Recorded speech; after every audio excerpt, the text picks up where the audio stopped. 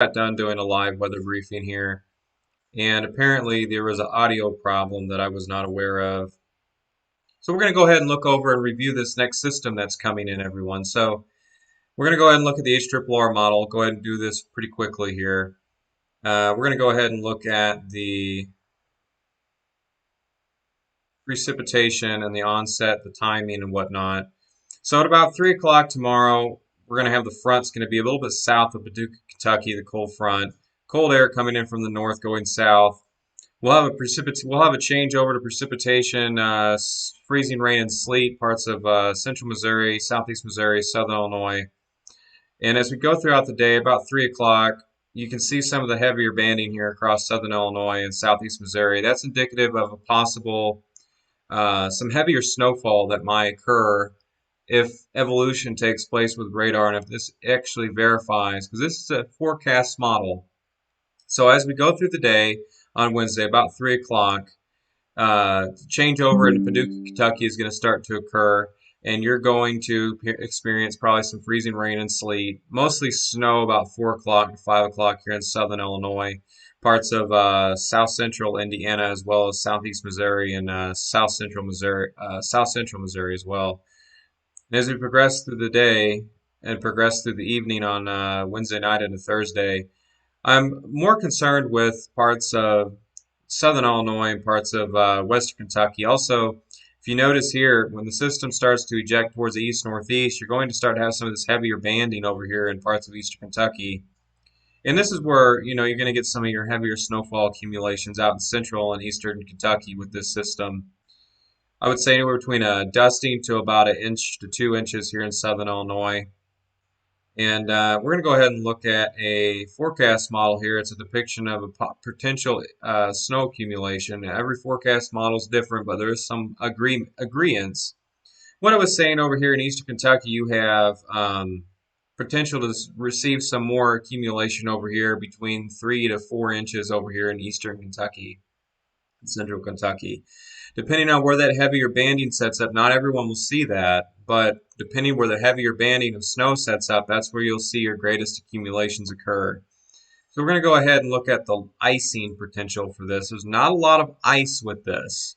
There's enough to cause problems potentially on the roadways, especially Wednesday, late afternoon, Wednesday night, going into early Thursday morning for parts of central Kentucky, eastern Kentucky as well.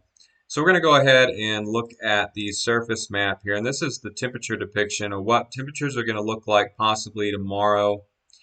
Here's the cold front right here, pretty early Wednesday morning. I think it's about 7, 8 o'clock in the morning. We're already seeing some really cold temperatures up here in parts of Minnesota, and then really cold temperatures up here in Iowa.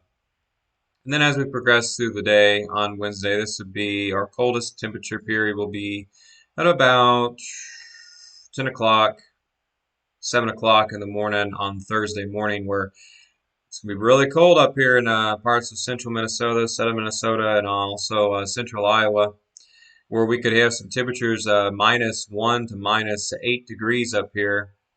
Even a little colder up there, more towards the Canadian border in northern Minnesota there. Parts of southern Illinois, you're looking at single-digit temperatures to teens, as well as single-digit temperatures up here in north of St. Louis, St. Louis. We're going to go ahead and look at the amount of moisture this system potentially has with it. And what I'm concerned with, a little bit concerned with, not too much, but a little bit, is this is the front right here.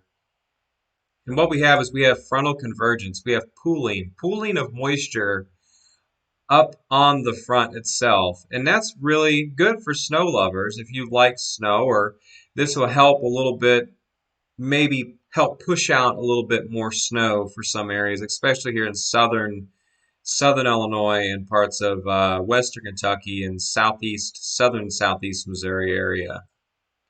And then as we progress, there's more pooling here up on the front.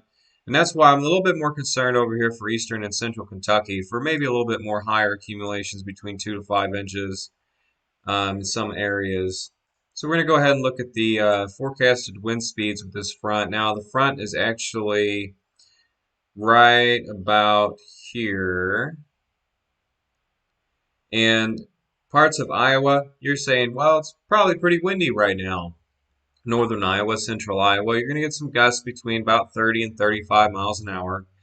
As we progress through the night, that'll go and continue.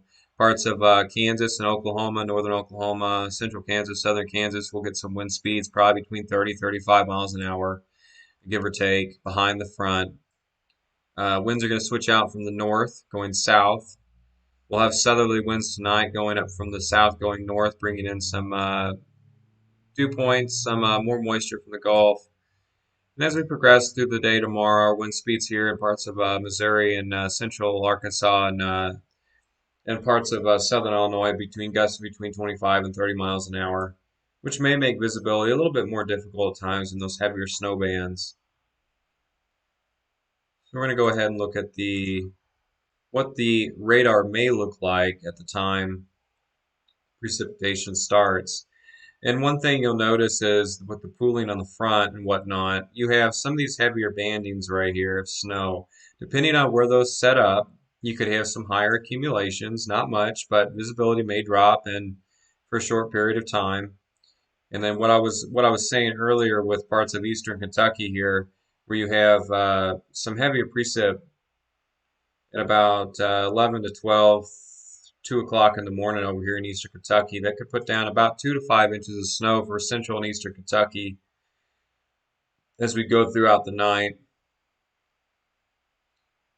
So if you guys have any questions or anything, please comment, ask them away, please share.